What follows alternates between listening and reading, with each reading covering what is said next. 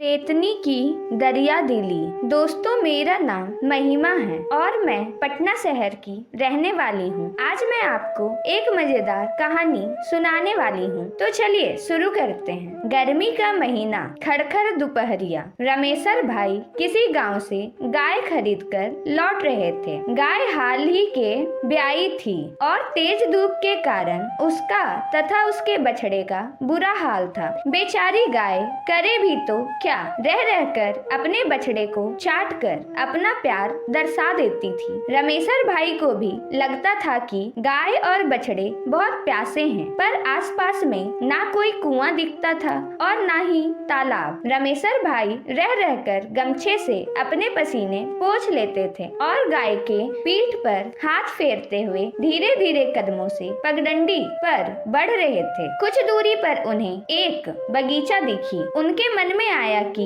इस बारी में चलते हैं, थोड़ा सुस्ता भी लेंगे तथा शायद वहाँ कोई गड्ढई हो और इन अनबोलतों को पानी भी मिल जाए। अब रमेशर भाई अपने कदमों को थोड़ा तेज कर दिए और गाय बछड़े के साथ उस बारी की ओर बढ़ने लगे। बारी बहुत बड़ी थी और उसमें तरह तरह के पेड़ों के साथ बहुत सारे बड़े छोटे घास फूस भी उगे हुए थे, पर गर्मी के कारण इन घास फूस का भी बहुत बुरा ही हाल था और कुछ सूख गए थे तथा कुछ सूखने के कगार पर थे। बारी में एकदम से सन्नाटा पसरा था, कहीं कोई आवाज नहीं थी। पर ज्यों ही रमेशर भाई गाय बछड़े के साथ इस बगीचे में प्रवेश किए, गाय बछड़े तथा उनके पैरों के नीचे पेड़ से गिरे सूखे पत्तों के आते ही चरमर की एक भयावह आवाज शुरू हो गई। ये आवाज इतनी भयावह थी कि रमेशर भाई के साथ ही गाय और बछड़े भी थोड़ा सहम गए। रमेशर भाई अब उस बारी के भीतर प्रवेश करना उचित नहीं समझे और किनारे ही एक पेड़ के नीचे पहुंचकर रुकना उचित समझे। छांव में उन्हें तथा गाय बछड़े को थोड़ी राहत मिली, पर प्यास के कारण उनका बुरा हाल हो रहा था। वे इधर उधर नजर दौड़ाए, पर कहीं पानी नजर नहीं आया। उन्होंने थोड़ी हिम्मत करके गाय बछड़े को वहीं छोड़कर पानी की तलाश में उस बारी के भीतर प्रवेश करने लगे। उन्हें लगा कि शायद इस बारी के भीतर कोई तालाब हो, वो भले सूख गया हो पर शायद थोड़ा भी पानी मिल जाए। रमेशर भाई अब अपने सर पर बंधी पगड़ी को खोलकर गमछे को कमर में बांध लिए और मुस्तैदी से लाठी को हाथ में पकड़े बारी के अंदर ढुकने लगे। बारी बहुत ही घनी थी और उस खड़खड़ दोपहरिया में उस बारी में एक अजीब सा खौफनाक सन्नाटा पसरा था। उसी सन्नाटे में रह रहकर रमेशर भाई के पैरों के नीचे पड़ने वाले पत्ते एक और भी भयावह एहसास करा जाते थे। बारी में काफी अंदर जाने पर रमेशर भाई को एक गड्ढई तालाब दिखी। उसके पेटे में थोड़ा सा स्वच्छ पानी भी था, पर उस गड्ढई के किनारे का नजारा देखकर रमेशर भाई के कदम ठिठक गए। अनायास की उनके माथे से पसीने की बूंद टपटपाने लगी। उनके कदम अब न आगे ही बढ़ रहे थे और न ही पीछे। दरअसल गड्ढई किनारे कुछ भूत प्रेत हुल्लड़बाजी कर रहे थे, एक दूसरे के साथ मस्ती कर रहे थे और कभी कभी उछलकर पानी में भी गिर जाते थे या दूसरे भूत भूतनी को पानी में ढकेल देते थे। वहीं पास के पेड़ों पर भी इधर उधर कुछ भूत प्रेत उन्हें बैठे नजर आए। इन भूतों में से कुछ बहुत ही भयंकर थे तो कुछ बहुत ही छोटे। किसी के पैर नहीं थे तो किसी के 4-5 पैर। वहीं उनको एक ऐसा भूत भी दिखा जो पूरी तरह से बालों से ढका था और बहुत ही विकराल था। हाँ, पर पेड़ पर बैठे 1-2 भूत ऐसे थे जो देखने में एकदम आदमी सरीखे दिखते थे। ऐसा लगता था कि गांव का ही कोई आदमी तमाशबीन के रूप में इन पेड़ों पर बैठा है। ये माहौल भले रामेशर भाई के लिए डरावना था, पर उन भूत भूतनियों के लिए उल्लासमय। अब रमेशर भाई क्या करे? 2-4 मिनट बाद कुछ हिम्मत कर मन ही मन हनुमान जी का नाम गोहराने लगे और धीरे धीरे बिना पीछे मुड़े सामने देखते हुए पीछे की ओर चलने लगे। चुपचाप कुछ देर चलने के बाद अचानक घूम गए और जय हनुमान जी कहते हुए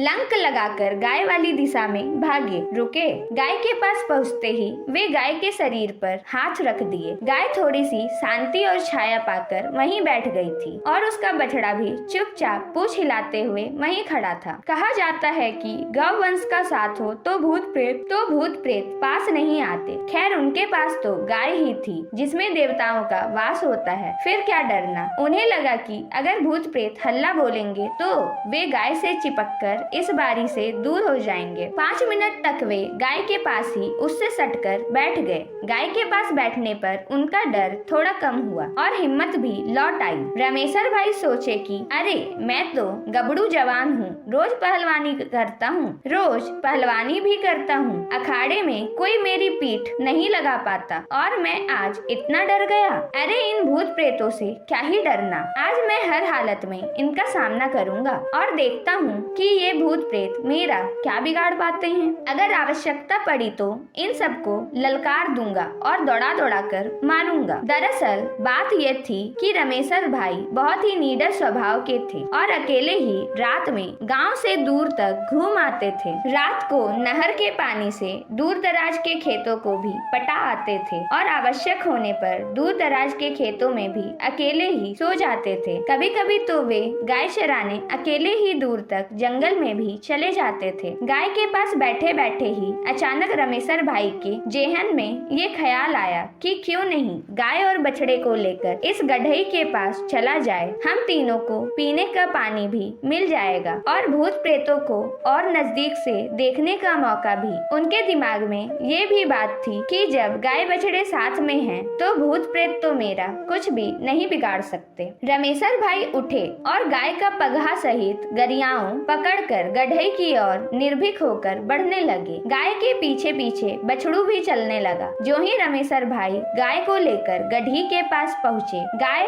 बछड़ू और उनके पैरों के कारण चरमराते पत्तों आदि से उन भूत प्रेतों के रंग में भंग पड़ गया। सभी चौकन्ने होकर रमेशर भाई की ओर देखने लगे। एक बड़ा भूत तो गुस्से में रमेशर भाई की ओर बढ़ा भी, पर पता नहीं क्यों अचानक रुक गया और पास के एक पेड़ पर चढ़कर बैठ गया। रमेशर भाई निडर होकर गड्ढे के किनारे पहुँचे, पर अरे ये क्या, वे तथा गाय व बछड़ू पानी कैसे पिएंगे, क्योंकि उनके आगे थोड़ी दूर पर पानी के किनारे कई सारे डरावने भूत भूतनी खड़े नजर आए। कुछ का चेहरा बहुत ही भयावह था तो किसी की डरावनी चीख हृदय को कपाने के लिए काफी थी। गाय भी पूरी तरह से सहम गई थी और अब आगे नहीं बढ़ रही थी। रमेशर भाई कितना भी कोशिश करते, पर गाय आगे बढ़ने का नाम ही नहीं ले रही थी और भागने का मन बना ली थी। रमेशर भाई ने अपनी हिम्मत को बनाए रखना ही ठीक समझा और गाय के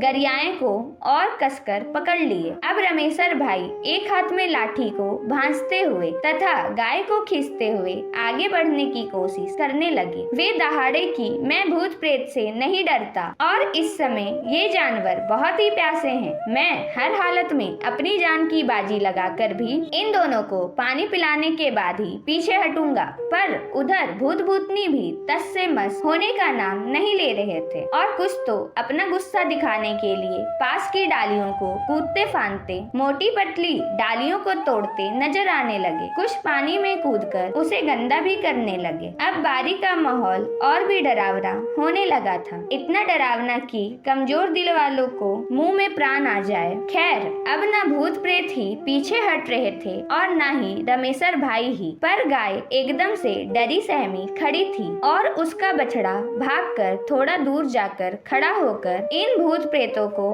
एकटक निहार रहा था। उसे पता ही नहीं चल पा रहा था कि यहाँ क्या हो रहा है। अचानक रमेशर भाई अपनी ओर बढ़ते एक भयंकर भूत को गाय का पगहा पकड़े पकड़े ही तेजी से आगे बढ़कर पानी में ढकेल दिए और फिर तेजी से आकर गाय के पास सट गए। अब तो उन भूतों में से कुछ डरे सहमे भी नजर आने लगे और पता नहीं चला कि कब कुछ भूत गायब ही हो गए। पर अभी 5-6 भूत भूतनी रमेशर भाई का रास्ता रोके खड़े थे। अचानक उस बगीचे में तूफान आ गया। एक बहुत ही तेज आंधी उठी और उस आंधी में बहुत सारे पत्ते, सूखे खरपात आदि बारी में उड़ते नजर आए। पेड़ों की डालियां एक दूसरे से टकराने लगी और रमेशर भाई के साथ ही वहाँ उपस्थित भूत प्रेत भी सहम गए, क्योंकि उस समय किसी को पता नहीं चल रहा था कि यह क्या हो रहा है। इसी तूफान के बीच वहाँ एक खूबसूरत महिला प्रकट हुई। उसे आते किसी ने भी नहीं देखा। उस नवयौवना के चेहरे पर एक खूबसूरत मुस्कान थी। उस नवयौवना को देखते ही सारे भूत प्रेत अपना सर नीचे कर लिए। ऐसा लगा कि उसके सम्मान में झुक गए हो। अचानक महिला सौम्य आवाज में बोली कि किसी प्यासे को पानी पीने से रोकना अच्छी बात नहीं, क्योंकि हम लोग तो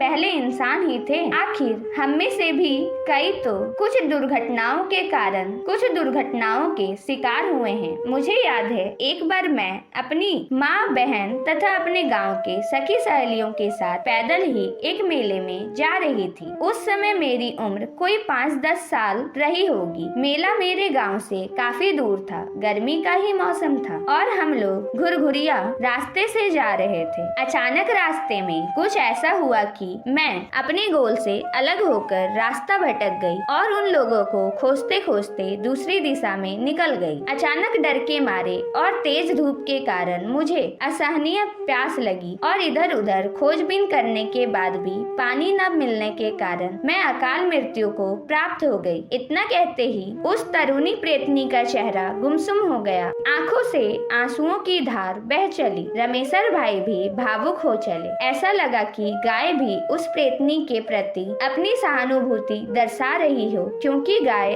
आगे बढ़कर उस तरुणी के पांव को चाट रही थी। रमेशर भाई अपने जीवन में कभी ऐसी खूबसूरत भूतनी नहीं देखे थे। चूंकि वे कई बार रात बिरात घर से दूर एकांत में रहते थे, तो उन्हें भूत प्रेतों से पाला तो पड़ ही जाता था, पर पहली बार एक ऐसी भूतनी से मिले जिसके प्रति उनके दिल में प्रेम उमड़ आया। अगर वो इंसान होती तो वे उसे जरूर लेकर अपने घर आते और उसकी खातिरदारी करती। खैर, उस नवयौवना प्रेतनी की बात सुनते ही सारे भूत गड्ढे से दूर हो गए और रमेशर भाई अपनी गाय के साथ छक्कर पानी पिए। उस गड्ढे का पानी भी बहुत मीठा था, या ऐसा कह सकते हैं कि प्यास इतनी तीव्र थी कि वो पानी नहीं अमृत लग रहा था। बछड़ा भी अब कोड़ाकर गड्ढे किनारे आ गया और पानी पीने लगा। पानी पीने के बाद रमेशर भाई अपने अंगोछों को पानी में भिगोकर गाय तथा बछड़े के शरीर पर मलने लगे। गाय और बछड़े को अब पूरी राहत मिल चुकी थी। रमेशर भाई मन ही मन उस तरुणी भूतनी का गुणगान करते हुए बारी से बाहर आने लगे। बारी से बाहर आने के बाद जब रमेशर भाई घूमकर बारी की ओर देखे तो उस तरुणी भूतनी को बाहर के एक पेड़ के नीचे खड़ा पाया। वो प्रेतनी प्रेम भाव से रमेशर भाई को निहार रही थी। रमेशर भाई 2 मिनट खड़े रहकर उस प्रेतनी से